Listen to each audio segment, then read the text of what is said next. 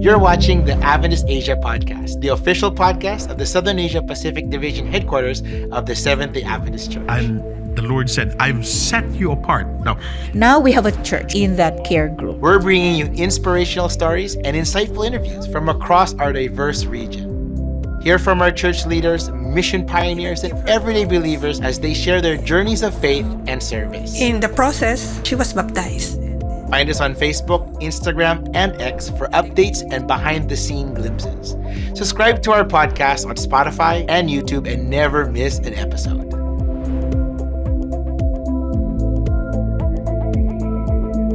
I'm so excited about our conversation today. We have Pastor Rudi Situmorang joining us, the Ministerial Director of the Adventist Church in the Southern Asia Pacific region. He's here to talk about something that is close to his heart, and I believe it will resonate with all of you. As Adventists, our mission is to share the hope and healing of Jesus with the world. But that mission isn't just carried out by our pastors and church leaders. It's a calling for every single one of us. Global Total Member Involvement is all about empowering the local church members, like you and me, to actively participate in fulfilling that mission. Join me in today's podcast with Pastor Rudi. Hey, Pastor, how you doing? I'm good. Fine. I know that lately, in the previous season, we were at a different table. Mm-hmm. Remember, we were at the bigger table, so now our table got a little bit smaller. But cute but fancy. Yes, that's right. In our previous talk with you, we delved into your background, where you're from, the ministry you do for our Southern Asia Pacific. Yes. So I think it's a moment, Pastor, we can catch up. Maybe you can share with us what's happening lately in your in your work and in the ministry that you have since January. January. Yeah. Yeah. Okay. Yes, this is a busy month that we've been doing some training for Harvest 2025. We went to some places. We start in Cebu, and then we moved to Thailand and to Indonesia. Training for leader, pastor for Harvest 2025. Because Harvest 2025 is the initiative of SSD, and we want this initiative will be also the initiative for all the pastor and church member throughout all SSD. I think, Pastor, this Harvest 2025 is part of a global program, right? Yes. We our church calls it Global Total Member Involvement. What does that mean? Total, or even having the word global, but the total member involvement, what does that mean for us as regular member or our local church members that are listening to this? What does that mean? Yes. For many years, I guess our church, Seventh-day Adventist Church, for the whole church, we emphasize the involvement for all members throughout all the churches. But in this time, for Harvest 2025, we re-emphasize it again. We know the dynamic of the church member here keep changing, the new generation coming, and we also, they be exposed to the initiative of total member involvement. The total member involvement is we want to saturate all the members to be involved in this program. We call it Harvest. Harvest is something like cheerful. It's a cheerful. Nobody won't be exempted for the harvest. No farmer be exempted for harvest, because harvest is the culmination of their effort. So we want them to experience, to be part of this joyful moment. Yeah. Pastor, when we're talking about their involvement and then the term harvest, what are we referring to? Is it what type of program? Is it programs? What activities are part of this Harvest 2025? The principle of the harvest, of course, we take from the farmer profession, the farmer work. There are many different stages of the farming, starting from preparation, and then planting, and then cultivating, and then harvesting, and preparation for the for their crops. And this is like a cycle. Evangelism is lifestyle. It's lifestyle and natural, should be part of our natural life. Whatever we do, whatever we discuss, that should be a missional for the church member. So I think this is the emphasis of the Harvest 2025. Also, what the church member need to do is they need to involve preparing soul and planting the seed, which is the seed of the truth, through their life, through their word, and then we need also the Holy Spirit to grow up the seed and waiting for the harvest, and should be active. Farmer is the more active in the harvest. So we are the farmer here. Yeah, so looking at the initiative of total member involvement, our division has captured the theme of our strategy, which is Harvest 2025. And I liked how you pointed out that there's different stages. Yes. From the first one is the preparation, right? And then Planting. Planting. Preparation, planting, and nurturing, and then harvest and preservation. The preservation, though, as a farmer, that means that we hold on to the people who want to become part of our church, or starting to believe in who Jesus Christ is. Yeah. So in an essence, our term of Harvest 2025 is our methodology for evangelism. Yes. So we call it GDE, Global Disciple Making Evangelism. Okay, so there's another term now, GDE. Yeah. Okay. So where does this play in, though? I mean, with all these terminologies, where does the global disciple making evangelism work? Global disciple evangelism is also the part of the Harvest 2025. All the stages, the stages I mentioned before, we call it as a global disciple making evangelism. We want them to be a disciple. We don't just want them to be baptized and then we just leave them. Why we also need the preservation stage after harvest. There are so many challenges after baptism. Different person, they face a different challenge. Different background, they have different challenges. For us, maybe for the Seventh-day Adventist family, those who baptized from the Seventh-day Adventist family, they only face less challenges. But for those who baptized from a really different culture, different belief, it's a big and huge challenge for them. Sometimes they will leave their family and they extract them for their community, and we also need to cater them. Yeah. That means the intentionality of our reaching out is more than just making more members of our church, but there is a fellowship, there's a family, it's part of, they're being integrated into our family. Yes. And using this methodology. Is there, if we start from the very beginning, Pastor, say that a local church member wants to go with the planting or on the planting phase, which is one of the first phases. Is there a process to this? Is there something they need to do at their local church? Are they planning something together? You said it's part of our lifestyle. What would be some of our first steps to begin the planting phase? Oh, there is no instant result. There's no instant in the process. There should be, it takes a process. It takes a time. It takes time. Maybe it's a short time. It's a longer time. Just depend on the target people that we want to reach. So it takes a time. But what we need is, for the first step is, we need the revival. The church member need the revival. Revival is our urgent needs. Once pastor, member, or us inspired by the Holy Spirit will drive us to go out to reach people, to share our love. That's it. At least that is the preparation. The preparation will be taking first from our side.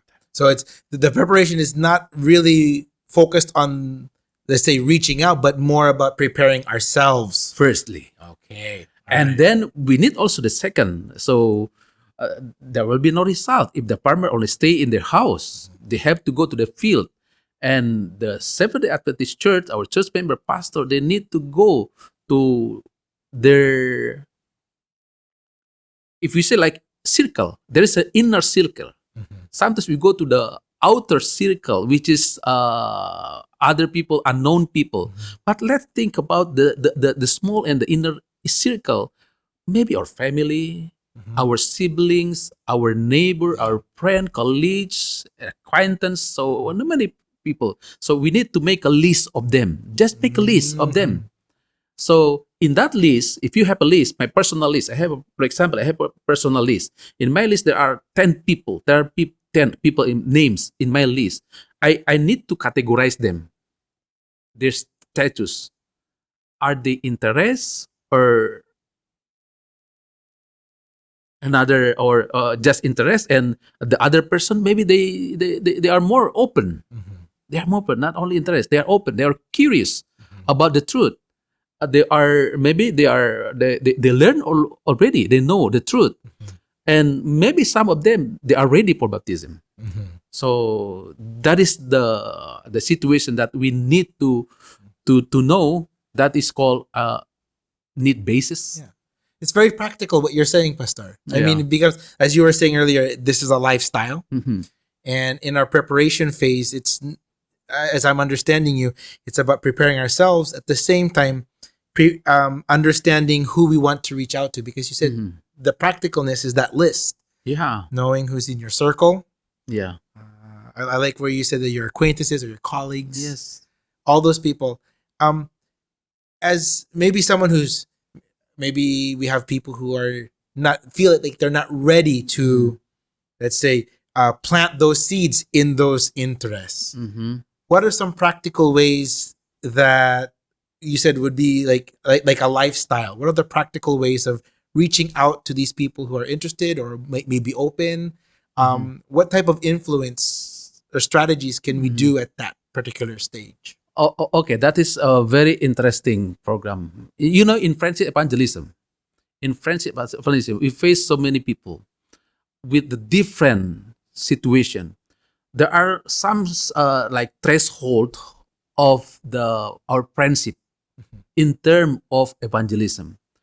First, I think is like distrust. When you meet people, you don't immediately, you are mutually trust each other. Takes So time. it takes time. So let's have fun with them. So once we have fun with them, like playing together, if you are a basketball player, invite him. If you have the same hobby with him, let's do together with him. Let's have fun with him. By that, we change from distrust to trust. And then, if you trust, but they are still still indifferent, okay, we are trust each other in term of playing in the casual life, but not in religion. So you want to foster, you want to make your discussion be spiritual. So that is how you arouse their curiosity. So when they trust you, but they are still indifferent, you want to change the threshold of indifferent to become curiosity. So they will be Become curious. curious. Why this guy? So he's really concerned about the healthy life. He really concerned about the religion, the purity of life, and he become curious. And then from the curious, you need to change that from curious to be open. Sometimes they are curious, but they are close. Still close. They still close their heart. I don't want. So you need to be open them. For them to be opened, you need to ask the question, and you need to be open also to them. If you're not open, they will not open to you. When you say open, Pastor, are we talking like life problems, or what are we talking about? Like Bible questions? What type of discussion So brings us to that point? yes, you can share your experience. Okay. You can share your problem with them, and then ask them to pray for you. Mhm.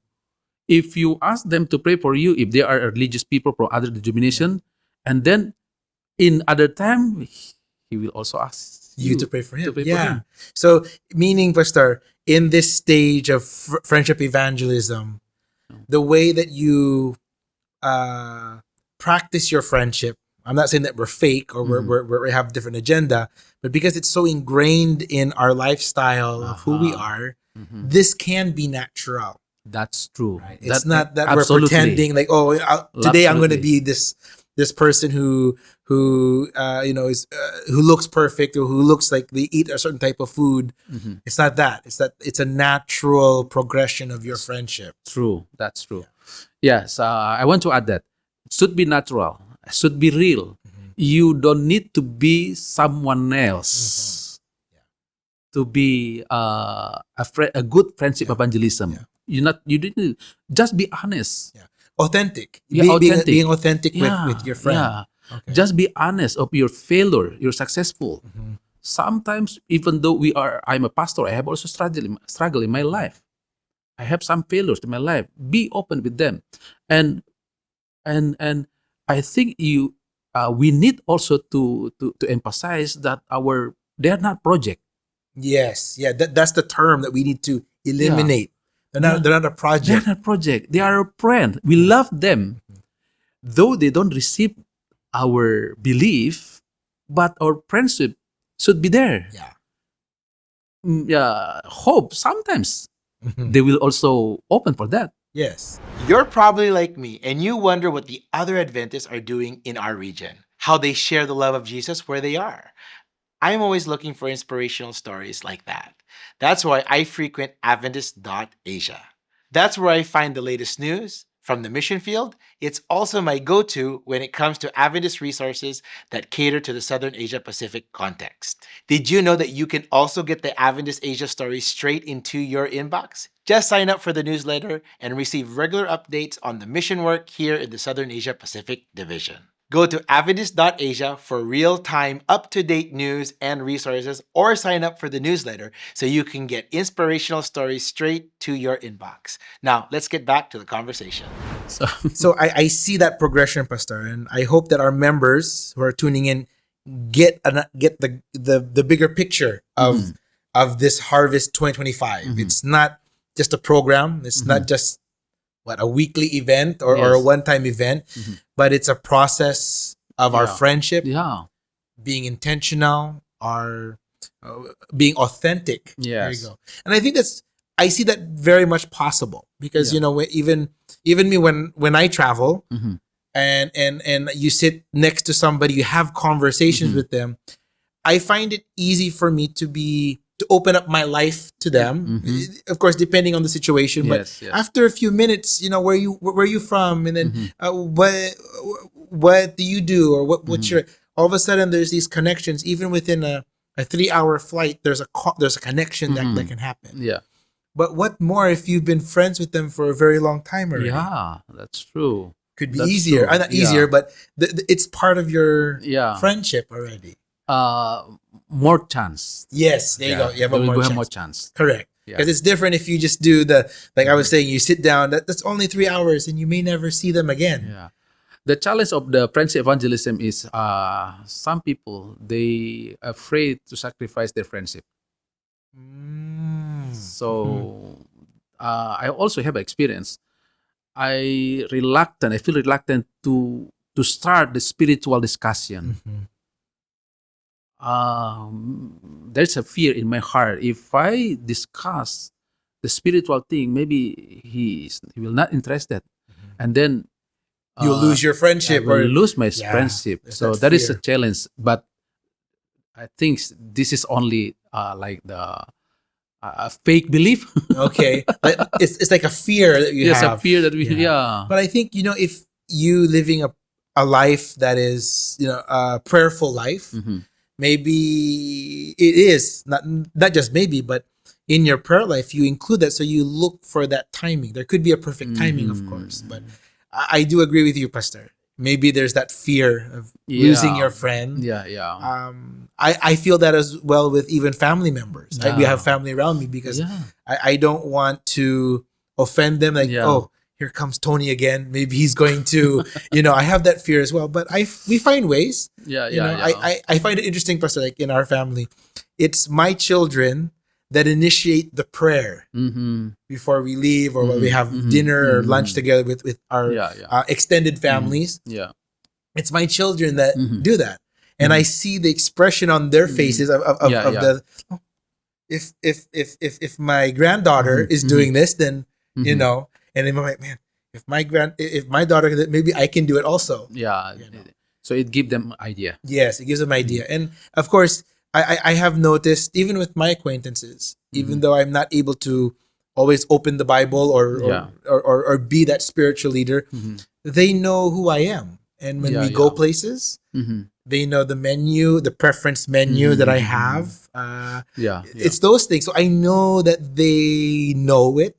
They understand who I am. It's the timing, that fear that I have in my heart. But yes, there's a challenge also. There is a challenge. Sometimes you only stay in the same threshold for a long time. We reluctant or we are afraid to move forward to a spiritual or deeper discussion about the spiritual. That's why I like what you said, Pastor. You made that list.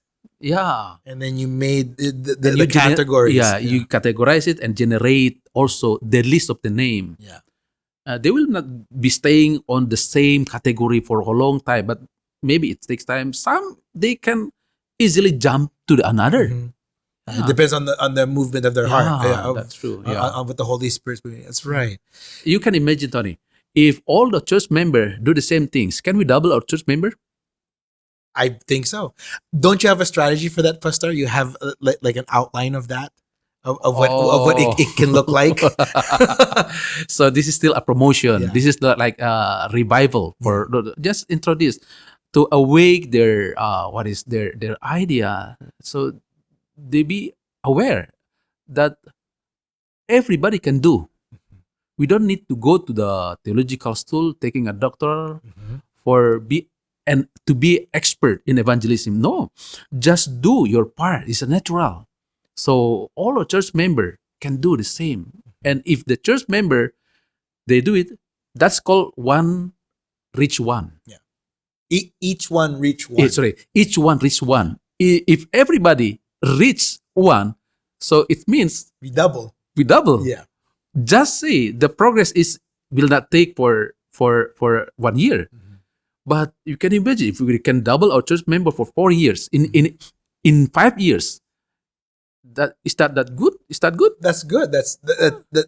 I mean, if that good? I think it's that good. That would be exponential growth. That's things that I want to say.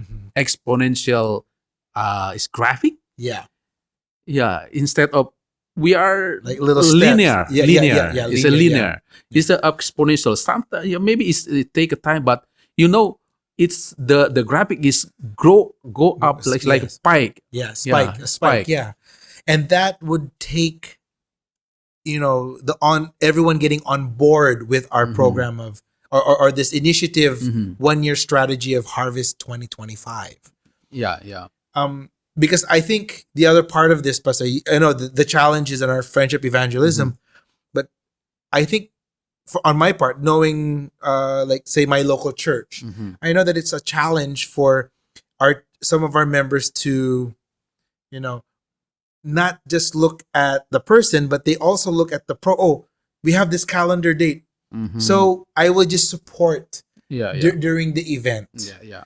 And I think we get so I mean, what I'm trying to say is that we focus a lot only on the event. Yeah, I understand. And we're not thinking about the people or the process. How can we maybe change the way that we think, Pastor? So when we look at Harvest and we look at our events, we can see that we have an active part to play. It's not just that we're doing an event, but we're doing something that's part of a bigger picture. Okay, Tony. Let me start with this. I'm not blaming any program. Any program is good. It's really good. But we need a program be successful. To be successful, there will be a preparation. Friendship evangelism is one of the step or a good effort for the public evangelism. If you have a number of contacts, a number of contact person, that person is a prospect visitor of the public evangelism. Will be the problem. So instead of the sometimes we are very busy to preparing for public evangelism only on that program. Yeah. We busy to prepare the hotel for the speaker Or the venue, food, transportation. and everything. But we neglect the most important things. So we are bringing people to God. So we need to be focused on people. Yes, we also need to care everything to prepare the program itself. But don't forget, this is take a long time. It will not be a joyful moment if you don't prepare for it. Correct. Yeah. I think the joyful moment comes is when there are people who accept the truth and want to be part of the movement of the Adventist church. Yes. Pastor, we've talked about the beginning of our preparation, the planting of the seed, and then leading up to the harvest, the making of the events. That seems like a lot of work, but it's not yet finished. Yeah. How do you, or you have any thoughts or strategies? What's the transition from the people who are harvest, or the people who decided to follow Christ and make Jesus their personal savior, to the nurturing part or the preservation part? What process and work is needed in that? I wouldn't say last part of the cycle, but at that particular growth that they're in, what type of strategy or mindset must our members have to make the preservation successful? We need to involve all the church member in this challenge, in this pace.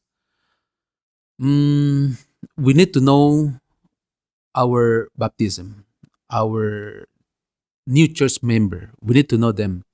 I think we need to assign someone as like a guardian for the spiritual guardian for them. What is the purpose? The purpose is to know whether they stay in the church or they are willing to come for the next Sabbath. The guardian is the one who will in charge to contact him or her, to introduce him to the church culture. To introduce him to her to the church culture, and to assist them sitting in the church. Sometimes you can imagine if someone just say, I'm a new Baptist and I came to the church for me alone. You don't know anybody. I don't know anybody. And I just want to come to the church, and I will be sitting in a pew or chair where nobody sit there. And I will be alone there because I don't want to, if they don't greet me, I will not greet them. But the spiritual guardian will stay with him or she with them until they found at least 3 close friends in the church. So they feel at home in the church. So that is the task, the role of the spiritual guardian.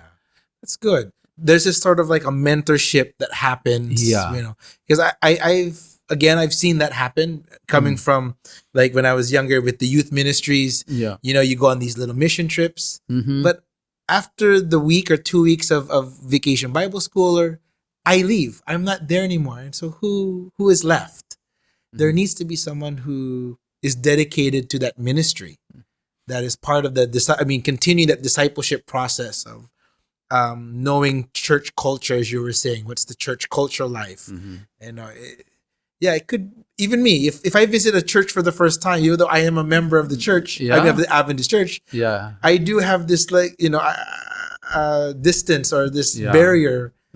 And having a person that has the initiative and the intentionality to mingle with them, Mhm. introduce them to maybe Mhm. people with the same hobbies Mhm.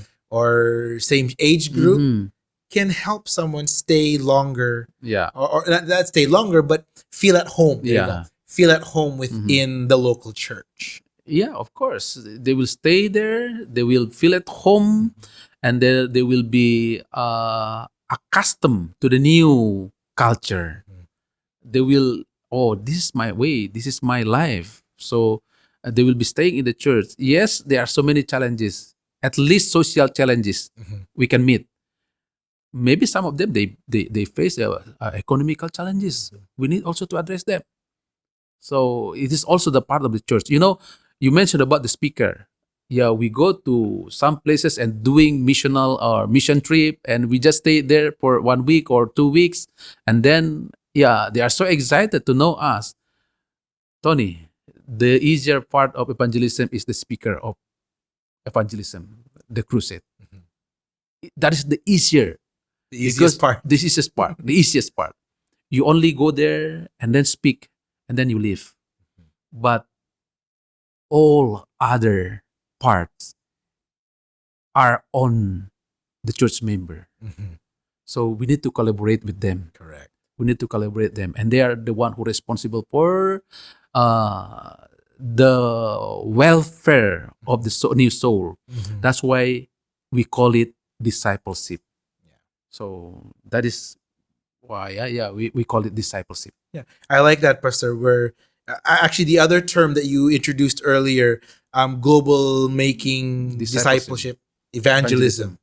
It's not that we're just there to evangelize people, but within that process, the friendship evangelism, as we are friends with them in the friendship part, we are also sharing the good news of who Jesus is. Yes.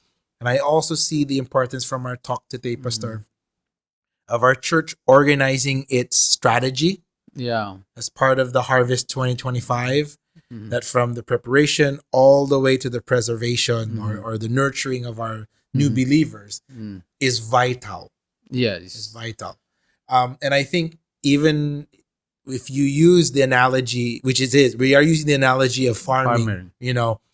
All those processes, as you were saying earlier, the farmer is always busy. Yeah. The moment that it's ready to plant or preparing even from the other way around, from the previous harvest, he has to prepare the ground and everything. Yeah. It keeps on going. Yeah. That is called cycle. Yeah. We call it cycle. And for the farming, the seed is coming from their new crops. Yeah. From the crops that they harvest. Yeah. And the disciple that we expect is that for the new church member, the best evangelist is the new convert. That's right. Yeah. The best. Because Because fresh. The commitment's there. genuine, fresh, and enthusiastic. Yes. That's great. I think, Pastor, that's a really nice way to showcase the phasing of our evangelism, that it's all year round. I'm pretty sure we just named it Harvest 2025 because it's this year. Yeah. But it doesn't mean that after this year, there's no more lifestyle evangelism, or there's no more cycle. Yeah. I think that part of this is that we are, as you were saying, we are emphasizing more this year, that maybe in the next year, it's now part of the local church's cycle, right? Yeah. It's not, this is just stop this December. Yeah. But the preparation goes on. In our understanding, in our strategic, we start from January until December. But for the soul, it will not start from January. It depends when we approach them. Yeah. If you approach them on January, we can expect them even only 2 months or 1 month or 3 months. So it just depends. So this will be the cycle, and this strategy is not only works for 2025. It will be works for, I think, all Until Jesus comes. ages or until Jesus comes. Yeah, that's right. Yeah. I see that, Pastor, as a good way of framing our initiative for this year. would you have any inspirational thoughts or that you could inspire our local church members to be active in this upcoming or that upcoming within our Harvest 2025 1-year evangelism strategy? What words would you give to them to encourage them to participate in this? I don't have any word from me, but I inspire with the word of Mrs. White that we can in Gospel Workers, page 352. It says, "The work of God in this earth can never be finished until the men and women comprising our church membership rally to the work and unite their effort with those of minister and church officers." So let's work together, hand in hand. Let's have a unity in the church. If we have a unity by unity will double our result, will double our harvest. So let's have a unity. Let's be united as a church member and the pastor for the Harvest 2025. There you go. Thank you, Pastor. I know that you have things to do and places to be. I thank you for spending the time with us to enlighten us about global total member involvement, Harvest 2025, and what's the other one? Global Discipleship, evangelism making. There you go. Thank you. My words are not Thank you there. so much for inviting me. It's my pleasure. No problem. Anytime, Pastor.